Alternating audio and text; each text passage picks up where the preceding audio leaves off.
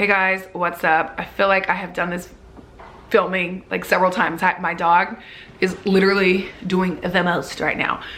For those of y'all who don't know, my name is Imani Wade. Hello, welcome back to my channel. If you've been here before, your girl got crochet braids. Trying something new for 2020. I'm really just trying out different hairstyles for the whole year, y'all. You know, and I'm gonna shoot. Okay, we got a lot going on here. The hair got into my eyelash and that flew by. Anyways, if you are new to my channel, I talk about faith, self-care, and travel. Vlogs are sprinkled here and there. If you like what you see, help me out by clicking the subscribe button. I am trying to grow my following in 2020 and beyond. But anyways, in today's video, I'm gonna do like a quick life update, and I feel like you guys are gonna like it. I'm not just gonna be like, here's what's happening in my life, but I have a few things that I wanna share that might help you with your life, okay? Regarding burnout, boundaries, self-care, and my transition with living with people. Yeah, hope you guys like the video. Stick around. Y'all, I've had a lot going on. So I moved 3 months ago from Dallas to Oakland, okay? Packed up my dog, my cat, 3 luggages, shipped out 5 boxes, peace out, I'm gone, right? And it has been such a transition. In this transition, I've had, you know, awkward moments. I've had moments where I have been tested with my patience. I've had moments where, you know, I felt distant from friends because I'm physically distant from them. And I've even had moments where I've questioned like if I made the right decision. So if you are thinking about moving, or if you recently just did like myself, that is completely normal. You literally just picked up, or you're literally about to pick up your entire life to another location, okay?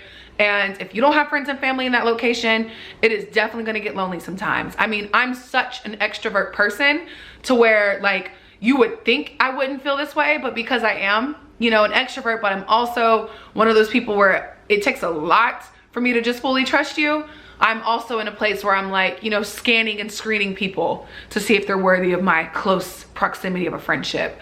And also I'm missing my friends and family at home. So that's happening. You know, living with people has definitely been an adjustment. I'm used to waking up at a certain time, going to sleep at a certain time, being loud in the morning when I make my smoothies, you know, knowing that I had a full night's rest of sleep. And if I didn't, it's because of my fault, not because of someone else being loud in the at night, waking me up at 3 o'clock in the morning. You know, I'm used to my house looking a certain way. And it's just been one of those refining moments. I think it's also preparing me for motherhood one day.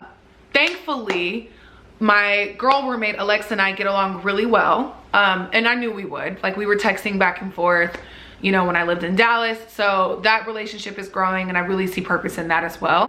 You know, and we're in the process of finding a new roommate right now for the guy, just because we have different lifestyles and we don't want to force someone to mold into what we need, and it just needs to be a fair environment. So communicating has definitely been something that I've learned to be more intentional about. I feel like I've already been a really good communicator. I'm growing into becoming a better communicator, but listening has been something that I've had to really lean on to, and being bold about what I need, you know, as well. Because I've formerly have been a people pleaser, this is an area that will always, if you are a people pleaser and you're trying to grow out of it, or if you have been growing out of it, you know that it will try to pop up every now and then. And you have to check in with yourself and go, hey, am I trying to suppress my needs for someone else because I'm trying to please them? Or like, where's this coming from? So anyways, I've had to remember and remind myself that no, my needs are important just as much as theirs is. So we've had to like communicate and such based off of those things and terms as well. So yeah, it's been an adjustment, guys. Do I regret moving? Absolutely not. I absolutely love it in California. There's so many healthy opportunities, so much inspiration, creativity, you know, all of it is out here. Like, you know, and I believe that every person has a city and a state in their heart that they're supposed to be at, you know, and sometimes it's several locations.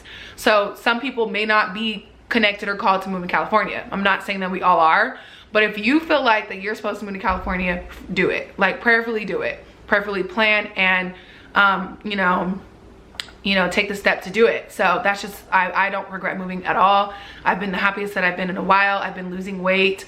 I've been trying new things. I've been eating new things, meeting new people. So it's just one of those things where I'm very grateful that I had the opportunity to go. And if you are trying to move to another place and you're like, okay, how do I do that? I have a whole series on that. I'm definitely down to answer your questions in the comments. But if you have some downtime, knock out some of those videos and I'll drop the links below. Now, feeling burnt out. So recently I really just felt really burnt out with work. Partially because I am in a new state and I'm so inspired with on the weekends, you know, meeting people and just people watching here is incredible. Like you see a lot of creatives out here. And then I would just feel, you know, grateful because I have a job. When I moved out here, I have one. But also just, you know, at the same time, just feeling like, dang, like this is not, and I've said this before, I don't plan on being with my company that I'm at forever. Like that's just, God has told me that ain't happening, and I'm grateful for that because it's not what I'm passionate about. I believe that you need to be doing what you're passionate about. Some things are temporarily put into your life to help you get to what you're passionate about. And that's the way that I am, that's my perspective on my job, and I'm gonna steward it well while I have it. But at the same time, like I know in the back of my mind, like this ain't it. What helped me with ending the overwhelming feeling was writing out a list. And some people can just hop right into action. I'm the same way, but I need to have clear defined action items in order for me to do that. So I wrote out a list of everything that I need to complete within the next 60 days. And you know, that's helping me move forward to that, to my goal. And as I'm doing all the action items on my goal / desired lifestyle list, I'm able to really execute and be present for my job that I have now, okay? Because the problem that I had was, I was like, oh, like I don't want to work my 9 to 5, and you know, weekends are amazing, Monday through Friday, it's hard, blah, blah, blah. But I didn't have any clarity on my action items. So while I had an idea of what I wanted, I didn't have clear defined steps out. So I was feeling like there was no connection to leaving the 9 to 5 because that is my goal. Or some of y'all, that's not your goal, and that's fine. Or to getting closer to at least leaving it, right? So whether that's this year or next year. But so I had to create that because then I saw the bridge between the two, okay? So if you feel overwhelmed with work right now, do that. List out what you want, get an idea of exactly what you want, and then you know, go back to listing out the clear defined steps and goals. An idea of where you want to be at in 5 to 10 years, and then work backwards to those steps. So, and if you don't know what that looks like, then do your research. You know, if it's blogging full time, if it's opening your own salon, if it's starting your own, you know, studio, whatever it is, right? Like do your research on it. So anyway, so that helped me with feeling with losing the overwhelming feeling, in addition to prayer. And also communicating what was going on. So I communicated to my boss that I felt overwhelmed. I felt like I had a lot going on. He's awesome. Communication goes a long way. And if you're not lucky or blessed enough to have a manager like that, I would still communicate my needs and, you know, use that as a motivating factor to get up out of there, right? Based off of what they say. But thankfully, my manager is amazing. She's even bought a book. Like, she's awesome. So her and I were good. Like, boom. And I also recently disconnected from social media.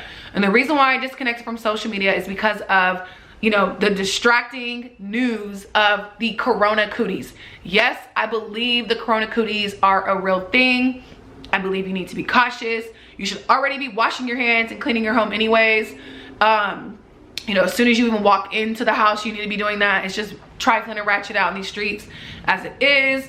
But I also believe that so much bad news is bad for you, right? Personally, when I'm on the phone with someone and they're complaining, or if I'm hearing, you know, gossiping or too much negativity or seeing too much negativity at once, I disconnect. Like I turn off, I tune off. Like I can't get there with you, right?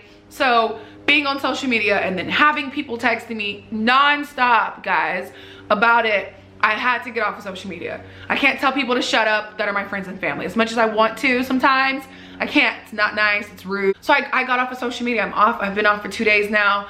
I feel a lot more clarity. I feel a lot more peace right now. you know, during this time, I'm really focusing on a project that I'm excited to release to you guys in the upcoming months. And then I'm also just, you know, not involved with all the Corona cootie stuff. Trust me, my mom keeps me updated. That's all I need, okay? If you feel like you need to do that, then do that. Do it. Take care of you, boo, okay? Okay.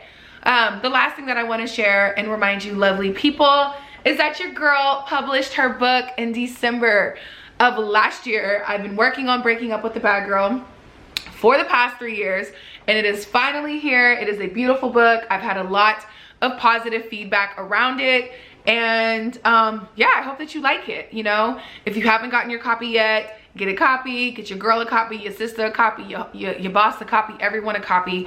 Also, just because I appreciate the support, and it's also going to help me fund the next project that I'm going to release, and that project is for you as well. So yeah, this can be found on Amazon in addition to imani.info.